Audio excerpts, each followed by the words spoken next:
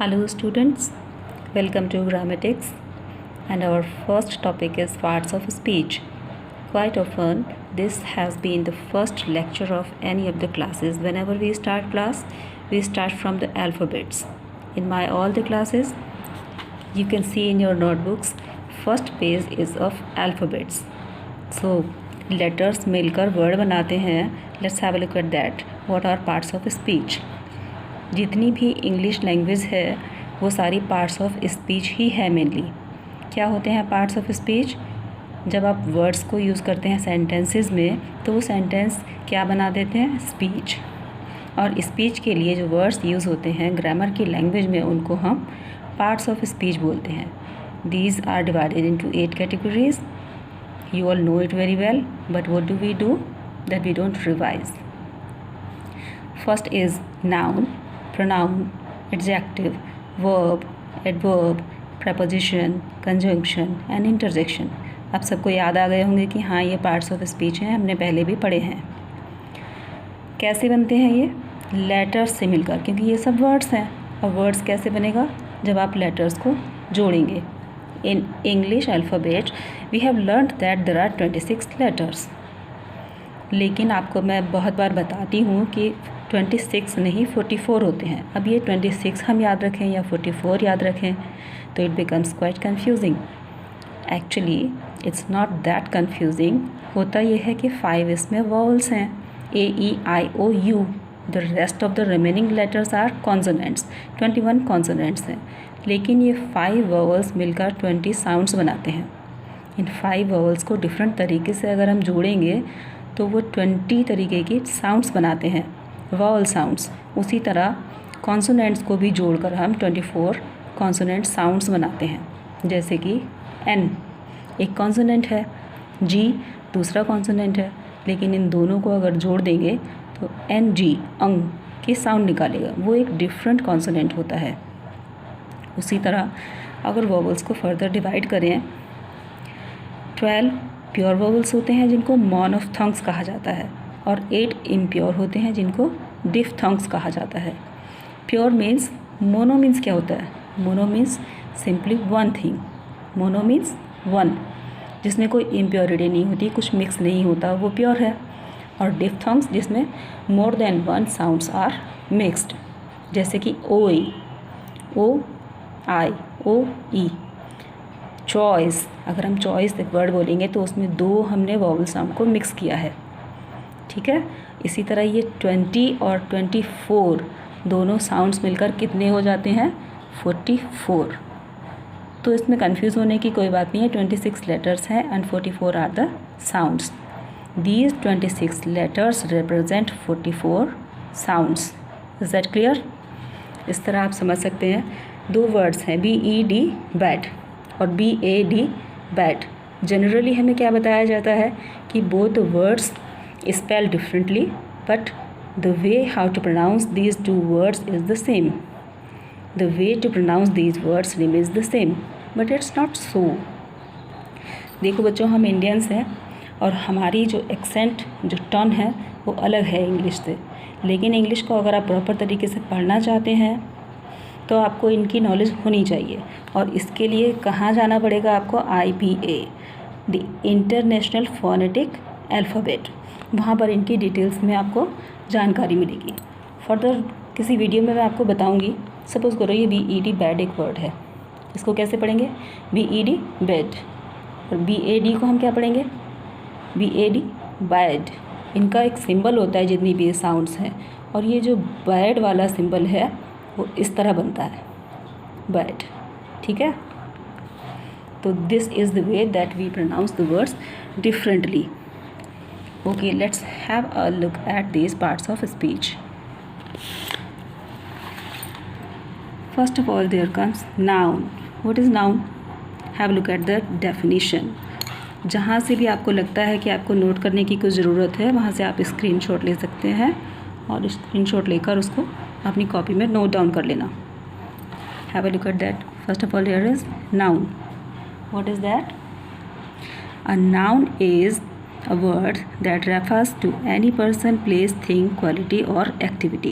Examples: pilot, pilot किसी व्यक्ति का नाम है। कोलकाता प्लेस का नाम है।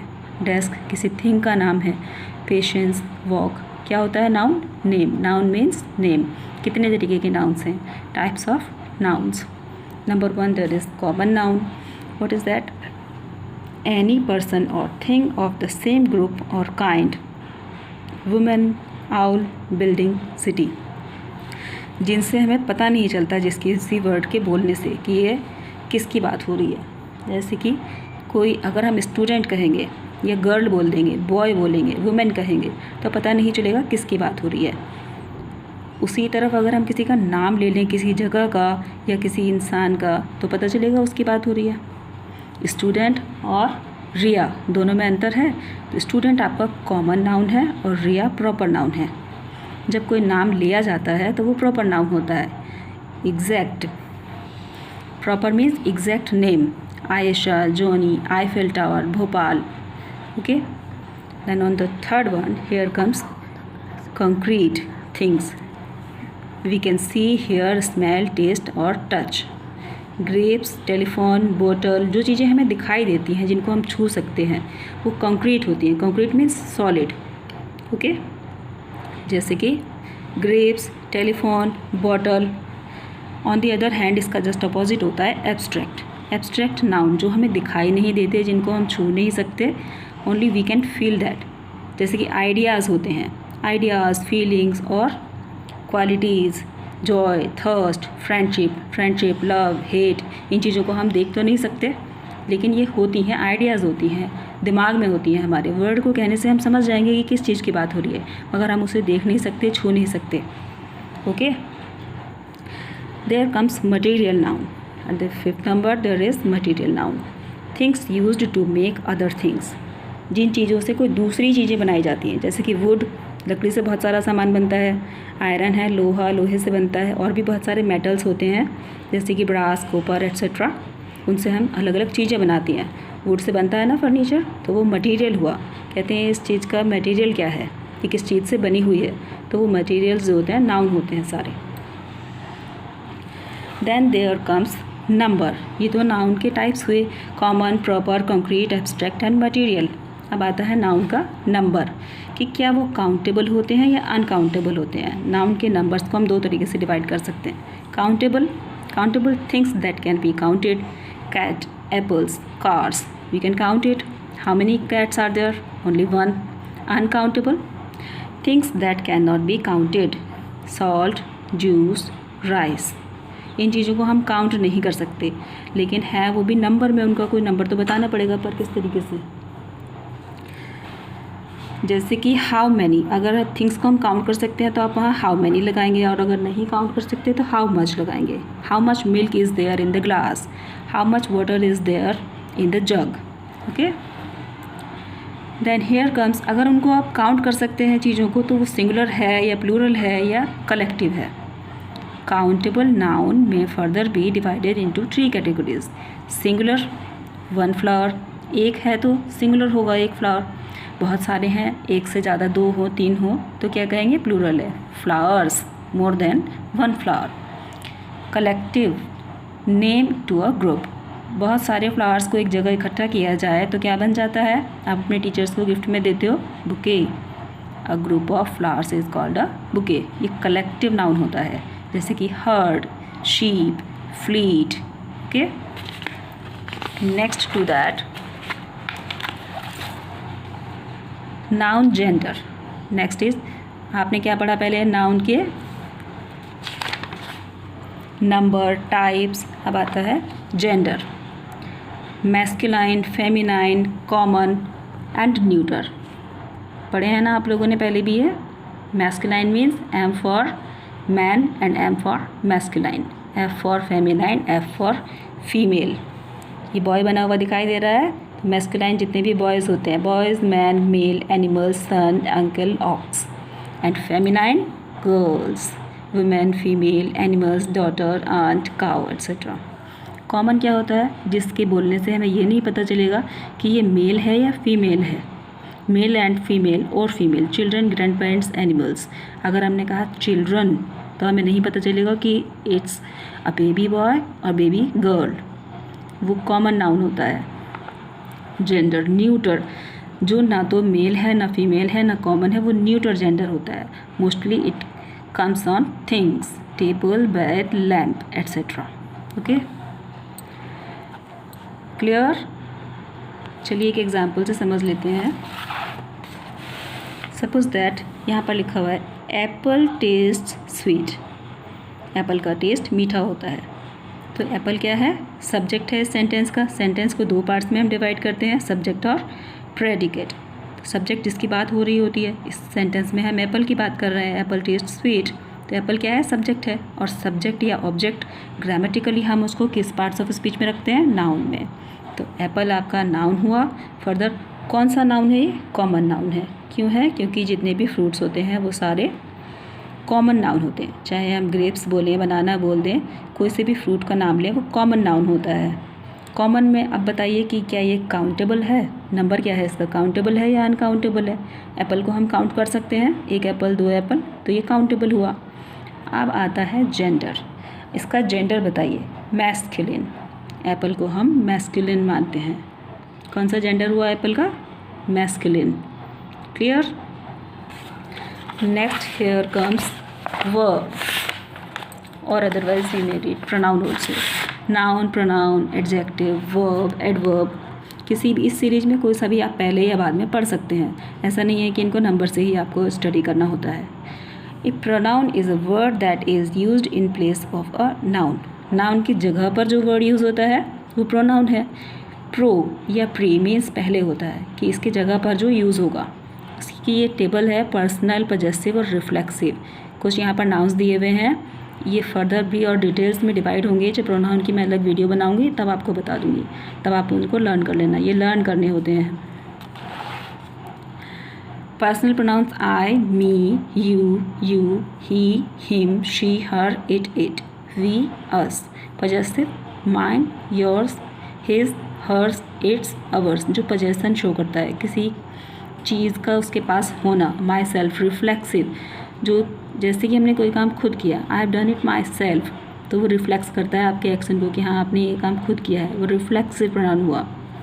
इनडेफिनिट प्रोनाउन, जिससे पता नहीं चलता कि कौन है, कितने हैं। समबडी, किसी ने, someone, anything, anybody, nobody, all, none, some, several, few, any, many, other, everyone, these all are indefinite pronouns. Then distributive pronoun, each, either, neither. Each हर एक ने, ईदर किसी ने किया है, either of you have done this, neither of you have done this, तुम में से किसी ने नहीं। Each boy got an apple, हर एक को एक एप्पल मिला। We have not taken any name here, instead of name we are using pronouns. Each, either, few, many, यानी all these are pronouns. Subject is the doer, object is the receiver. Suppose that one sentence is written here, she gave me the book. She is the subject. किसको दी book? me. me is the receiver, वो object है। she और me देखो दोनों pronoun हैं, लेकिन आप me को subject की जगह पर नहीं लगा सकते। जिसने काम किया है, जिसकी बात हो रही है, जो इम्पॉर्टेंट है वो she है, और she subjective form है, इसीलिए इसको यहाँ सब्जेक्ट की जगह पर लगाया गया है। मी ऑब्जेक्टिव फॉर्म है, तो वो यहाँ सब्जेक्ट की जगह पर नहीं आ सकती। अगर आप मी को इधर लेकर आना चाहते हैं, मी पर एम्फेसिस है, तो ये सेंटेंस एक्टिव है, इसको आप पैसिव के फॉर्म में बनाएंगे। I was given a book by हर, फिर इस तरह सेंटेंस बनेगा। ओके, आगे एक्टिव पैसिव जब आप पढ़ेंगे तब बताया जाएगा। अभी सिर्फ ये देखना था कि प्रोनाउन की क्या इंपॉर्टेंस होती है, कहाँ पर आता है। Let's have a look at verb. Verb का एक डिटेल्ड टॉपिक होता है, अभी आप एट अ ग्लांस इसको थोड़ा सा समझ लो। A verb is a word that shows action. Verb को सिंपली आप एक्शन से डिनोट करते हो, फिजिकल और मेंटल किसी भी तरीके का हो सकता है वो। We run, we guessed the answer, हम दौड़े, हमने आंसर को गेस किया। It may also describe the way things are, they are happy. ये कभी कभी थिंग्स को वो जैसे होती हैं वैसे भी उनको रिप्रेजेंट करता है, डिस्क्राइब करता है। दे सब्जेक्ट है, वे हैं, कैसे हैं, हैप्पी, खुश हैं। तो यहाँ पर आर वर्ब है, लेकिन ये हेल्पिंग वर्ब नहीं है। इस बॉक्स में कुछ ऑक्सिलरी वर्ब्स लिखी हैं। ऑक्सिलरी मीन्स होता है हेल्पिंग। एक तो मेन वर्ब होती है कि क्या काम हुआ, क्या एक्शन हुआ, वो आपकी मेन वर्ब हो गई सेंटेंस की, और वो किस समय हुआ, होने वाला है या हो चुका है या अभी कुछ समय के बाद होगा, वो हेल्प करता है ऑक्सिलरी वर्ब। अब यहाँ पर इस सेंटेंस में दे आर हैप्पी, यहाँ आर आपकी लिंकिंग वर्ब है, ये हेल्पिंग वर्ब नहीं है, ये दो चीज़ों को लिंक कर रही है। हेल्पिंग वर्ब अगर होती तो उसके बाद इज़, एम आर या वॉज वर्ब के बाद आईएनजी फॉर्म, जीरेंट जिसको बोलते हैं, वो दिखाई देता। जीरेंट यहाँ नहीं है, simply it means this is linking verb. What are auxiliary verbs? Be, do, have, will, when they are followed by main verbs। Auxiliary verb के बाद मेन वर्ब ज़रूर आती है। used to form tenses, questions and negative sentence। इनसे आपको tense पता लगाना होता है, क्वेश्चंस करने होते हैं और नेगेटिव सेंटेंसेस को बनाना होता है। Suppose that present indefinite tense और पास्ट इनडेफिनिट में जब हम बनाते हैं कोई सेंटेंस तो वहाँ हेल्पिंग वर्ब यूज़ नहीं होती, कोई ऑक्सिलरी वर्ब नहीं होती है। जैसे कि I love to read books, तो यहाँ पर कोई हेल्पिंग वर्ब नहीं है, मगर आप इसको इंटरोगेटिव क्वेश्चन बनाओगे या नेगेटिव बनाओगे तो हेल्पिंग वर्ब की ज़रूरत पड़ेगी। अगर नेगेटिव बनाएंगे I do not love to read books, interrogative अगर बनाओगे what do I love to read, तब आपको हेल्पिंग वर्ब डू, डज और डिड की ज़रूरत पड़ती है। जैसे कि वहाँ पर था she gave me a book, उसने मुझे बुक दी। अगर कहेंगे नहीं दी तब आपको डिड लगाना पड़ेगा। हेल्पिंग वर्ब के बिना आप नेगेटिव या इंटरोगेटिव सेंटेंस नहीं बना सकते हो। He, she did not give me a book. Clear?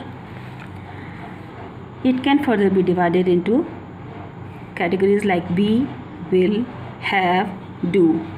B बच्चों बेस फॉर्म होती है और बी की जो आगे फॉर्म्स हैं वो was, were, is, am, are, ये सारी बी की फॉर्म्स होती हैं। पास्ट में वॉज, वर होता है और प्रेजेंट में इज़, एम, आर होता है, फ्यूचर में will be, shall be. Clear? Will, I will play, तो फ्यूचर में अगर हम बोलना चाहते हैं कुछ ऐसा मैं करूँगी, कर रही होंगी, तो वहाँ पर विल आता है। ओके? हैज़, ये प्रेजेंट है, ही हैज़ संग, दे हैव संग, जहाँ पर हैज़, हैव, हैड आपको दिखाई देता है वो प्रेजेंट या फिर पास्ट परफेक्ट टेंस होता है, perfect. Do, did she sing, she did not sing, does she sing, she does not sing, ये होती है इनडेफिनिट की helping verb. Did past indefinite की हेल्पिंग वर्ब है और डज और डू प्रेजेंट इंडेफिनिट की हेल्पिंग वर्ब है। कॉमन इर्रेगुलर वर्ब्स, कुछ यहाँ पर इर्रेगुलर वर्ब्स आपको दिखाई गई हैं।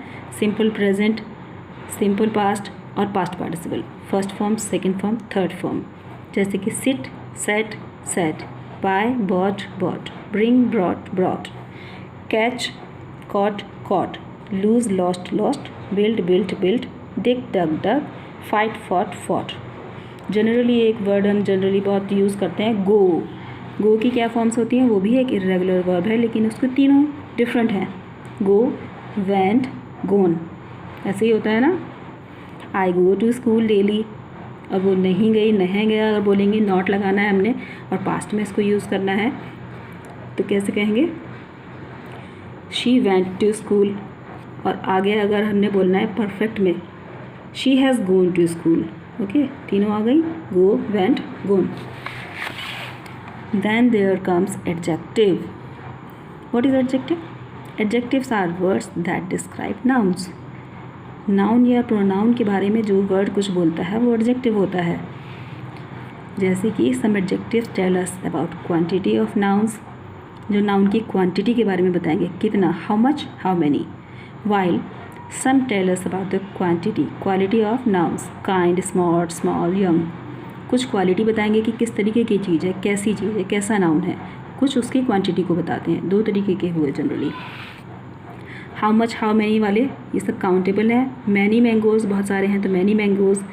द होल एप्पल, पूरा सेब। 3 trees, 1 2 3, 3 trees. All my books. Enough food, जब कोई चीज़ सफिशिएंट होती है, काफ़ी लगती है हमें, तब हम बोलते हैं enough. Enough is an adjective. A few days, थोड़े दिन। अ लिटिल वाटर, थोड़ा पानी। ये यहाँ पर ए लगाया गया है, अगर इस ए को हम हटा दें, फ्यू और लिटिल रहने दें, दोनों का मीनिंग सेम है, कम है, लेकिन उस कम को नेगेटिविटी में लिया जाएगा। उसका मतलब होगा ऑलमोस्ट नथिंग, नेग्लिजिबल, कुछ नहीं। और अगर यहाँ पर अ की जगह कहीं द आपको लिखा हुआ दिखाई दे, उसका मीन्स पॉजिटिविटी में लिया जाता है, मीन्स सारा, जितना भी है वो सारा। Okay, let's move further. Degrees of adjectives, adjective की कुछ डिग्री भी होती हैं, positive degree, comparative degree, superlative degree. Positive degree में एज या फिर टू लगाया जाता है, जैसे she is as fair as snow, या फिर the baby is too young to walk. Big positive degree है। कंपैरेटिव डिग्री जहाँ पर देन लगाकर दो चीज़ों में कंपैरिजन होता है, दो के बीच ही कंपैरेटिव डिग्री आती है। बिगर। सुपरलेटिव डिग्री के पहले हमेशा द आता है, बिगेस्ट सबसे बड़ा, the biggest. Beautiful, more beautiful, most beautiful. Many, more, most, good, better, best, bad, worse, worst. These are the degrees of adjectives. The biggest animal, what is this? The blue whale. Water में क्या होता है biggest animal? The blue whale. The blue whale is the biggest animal. यहाँ पर कौन सी degree का use हुआ है? द लगा हुआ है तो superlative degree. Okay, next parts of speech is adverb. An adverb is a word that describe a verb, an adjective और अनदर एडवर्ब। एडवर्ब किसी एडजेक्टिव के बारे में भी बता सकता है कुछ। एडजेक्टिव क्या है? जो नाउन प्रोनाउन के बारे में बात करे। एडवर्ब किसी वर्ब के बारे में बता सकता है और अपने बारे में भी कह सकता है। खुद की विशेषता भी एडवर्ब बताता है। स्लोली, धीरे से, क्विकली, बहुत तेज़। टाइप्स ऑफ एडवर्ब में आप क्या पढ़ेंगे? एडवर्ब ऑफ मैनर, किस तरीके से एक्शन हुआ है, how an action is done, quickly और स्लोली, एग्जाम्पल्स हैं। एडवर्ब ऑफ टाइम, कब हुआ है, when an action takes place, yesterday, tomorrow, today, later, after, never. और एडवर्ब ऑफ डिग्री, कितना हुआ है, extent, intensity of an action, very, quite, most, कितना तेज़, कितना कम, etcetera. Then here comes preposition.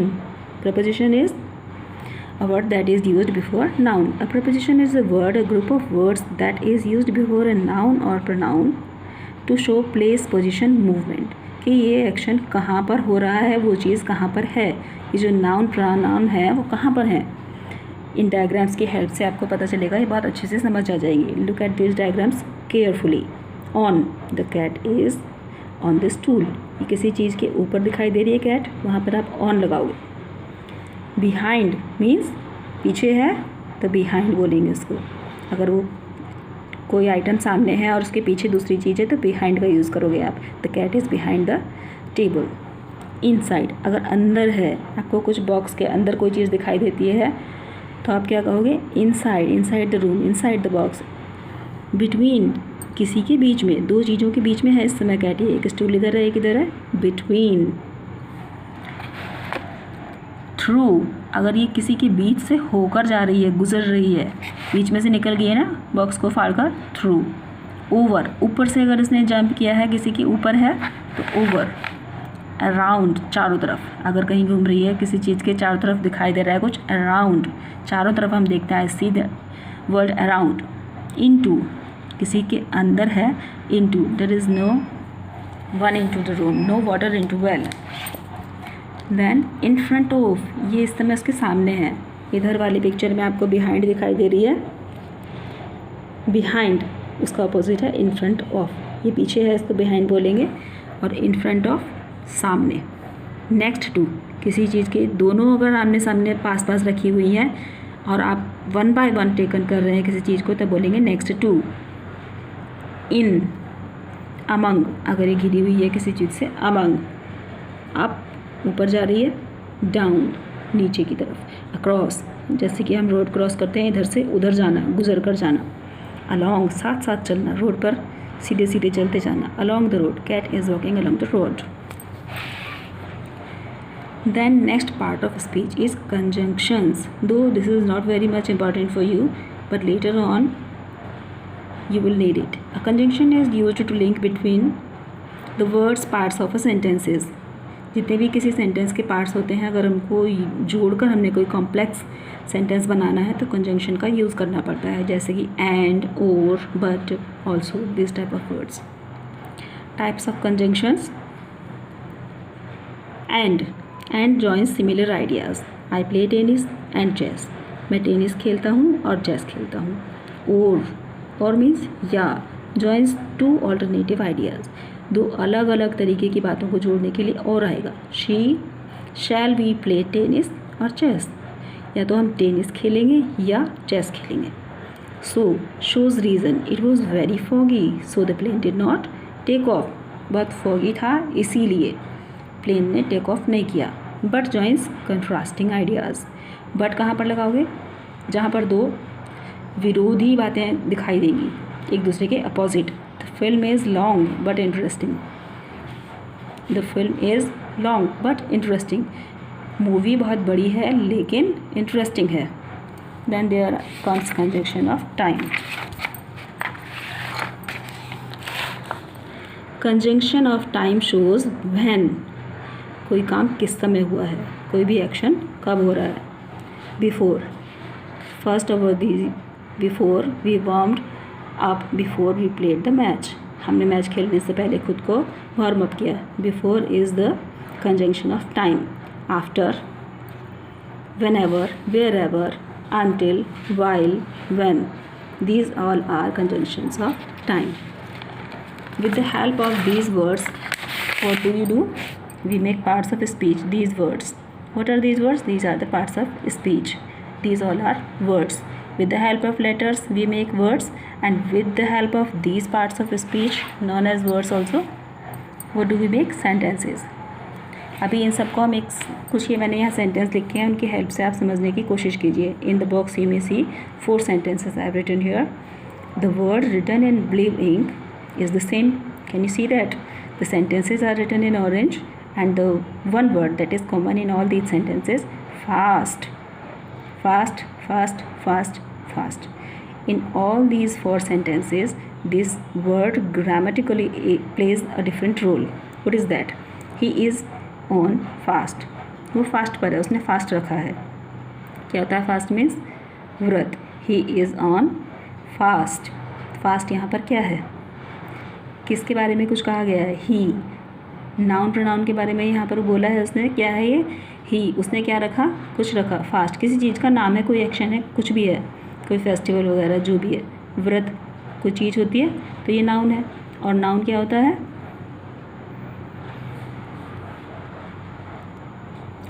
Noun is the subject or object. He is the subject and fast is the object here. I fast every Monday. मैं every Monday, हर Monday को fast रखती हूँ। तो यहाँ पर फास्ट क्या है? मैं every Monday को क्या करती हूँ? फास्ट रखती हूँ। ये एक्शन है। वर्ब हुआ तो ये वर्ब है। He is my fast friend. वो मेरा फास्ट फ्रेंड है। कैसा फ्रेंड है? Fast friend. फ्रेंड क्या है यहाँ पर? नाउन है, और उसके बारे में जो कह रहा है वो एडजेक्टिव होगा। He runs fast. वो दौड़ता है। कैसे दौड़ता है? बहुत तेज़। तो ये क्या हुआ? एडवर्ब हुआ। देखो पहला वर्ड यहाँ नाउन है, दूसरे सेंटेंस में ये वाला वर्ड वर्ब है, और तीसरे सेंटेंस में एडजेक्टिव है, फोर्थ वन में एडवर्ब है। तो एक ही वर्ड से आप रट नहीं सकते कि ये वाला वर्ड नाउन होता है, ये वर्ब होता है और ये एडवर्ब होता है। उसको सेंटेंस में उसका आपको काम देखना है। ये नाम से नहीं, काम से जाने जाते हैं कि किस सेंटेंस में किस वर्ड का क्या काम है। तभी आप पता लगा पाओगे कि हम उसको किस पार्ट्स ऑफ स्पीच के नाम से जानते हैं। तो I hope this video is useful for you all. आपको अगर कोई चीज़ समझ नहीं आए, कुछ पूछना हो तो कमेंट बॉक्स में कमेंट करके बता सकते हो, पूछ सकते हो। Thank you for watching the video.